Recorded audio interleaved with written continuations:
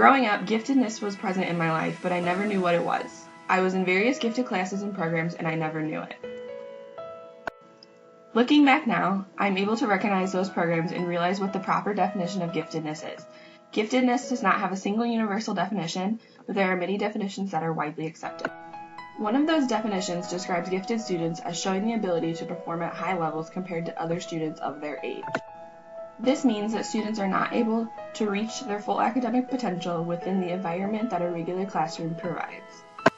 Gifted programs are mainly designed to meet the needs of students that are not challenged within the regular classroom and help them to be pushed to their full potential. Gifted programs provide material needed to help students learn at a higher level than their peers. Oftentimes, this can take place outside of the classroom in smaller one-on-one settings where the instructor may even be provided by a teacher other than a student's regular classroom teacher. In other situations, it may take place within a regular classroom, but the material being taught may be vastly different from that of other students. These more formalized definitions of giftedness stem from an extensive history.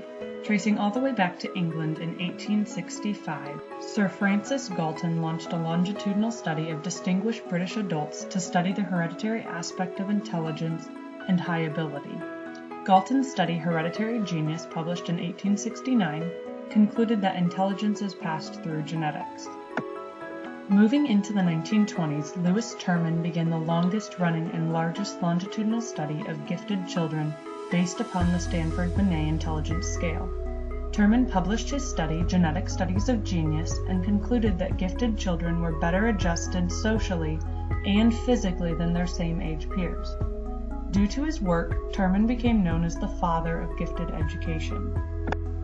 Meanwhile, Letta Hollingworth researched the difference between low and high ability students in the New York school system. Hollingworth discovered similar findings to Terman, except that not all gifted students were better adjusted than their peers.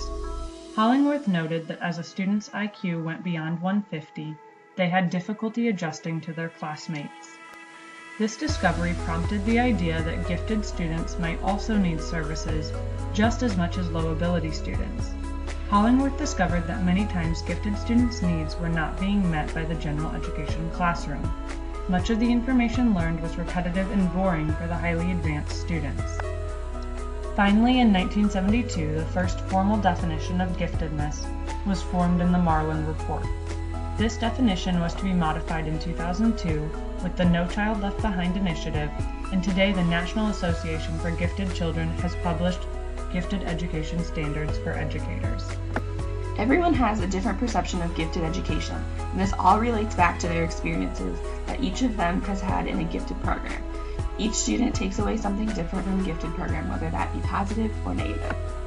As one of those students that has gone through a gifted program, I'm able to look at such programs and see mostly positive and very little negative.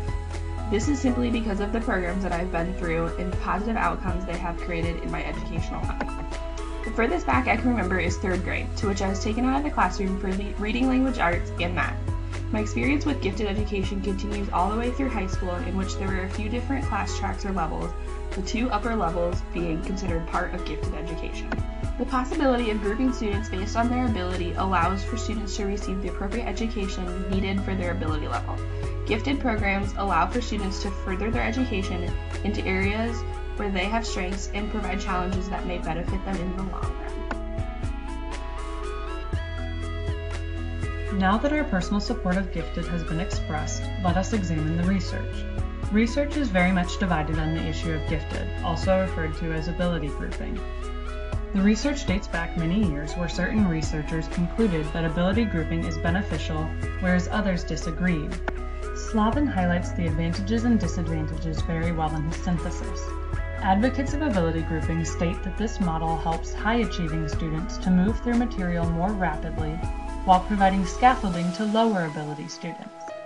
However, the opposing view argues that low ability students suffer from a slower instructional pace, lower teacher expectations, and poor peer role models. More recent research indicates that ability grouping for gifted students is beneficial from an academic standpoint. However, full gifted programs in which students are grouped in special classes has been shown to have some negative social and emotional impacts upon students. Gifted students often feel removed from their peers and burdened to perform well. On a more personal level, I interviewed one of my professors, Dr. Alice Lee, who has done extensive research on gifted programs, along with being a gifted teacher herself. Lee found that gifted programs provided teachers with the flexibility to try out new ideas and projects. However, Lee saw firsthand the negative self-esteem effects on the non-gifted children who wished to be in her classroom. Another significant issue cited with gifted education is that minority and female students are highly underrepresented in gifted programs, with the exception of Asian Americans. It seems that gifted programs are directed towards white male middle-class citizens. The phenomenon of lower percentages of minorities in gifted programs has existed for decades, and yet while there has been extensive talk and debate, there is not much research into this issue. A study in 1992 found that African American students were underrepresented in gifted programs by 41%, Native Americans by 50%, and Hispanic Americans by 42%.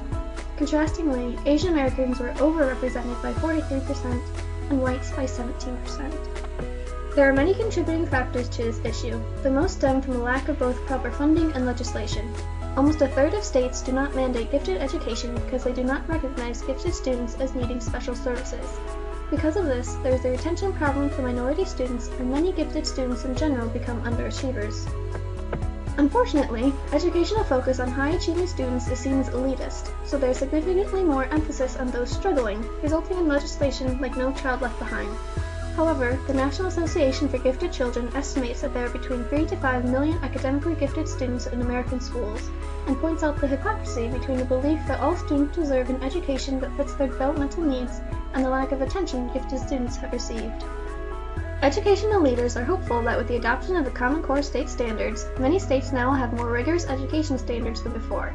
And yet, Jane Clarenbach of the NAGC states that while the material itself may be more challenging, the curriculum is still one size fits all. The key, then, to fully supporting gifted students is the differentiation implemented by a well-trained teacher. But legislation still lags behind research, and only 3 states require teachers to have any training at all in gifted education. Only 31 states require that districts identify and provide for gifted students. An interesting and often overlooked consequence of giftedness appears in the affective domain of a student's development. It is well known that cognitively, these students are exceptionally intelligent, but many times this means that a student's socio-emotional development is far behind. This leads to stress and ineffective emotional management, often manifesting with issues of inattention, timidness, social discomfort, high energy levels, insubordination, and self-consciousness.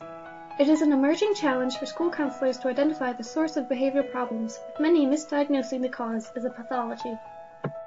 A more well-known concern of the public is the availability of jobs in the future. By 2030, 2 billion jobs will disappear, being replaced by jobs that have yet to be invented. As ever, the responsibility of preparing students for the workforce falls to educators. And with an uncertain future of unnamed jobs, it will be ever more important to fully prepare our gifted and talented students to reach their full potential. They are the future leaders of this country and must be prepared for that role.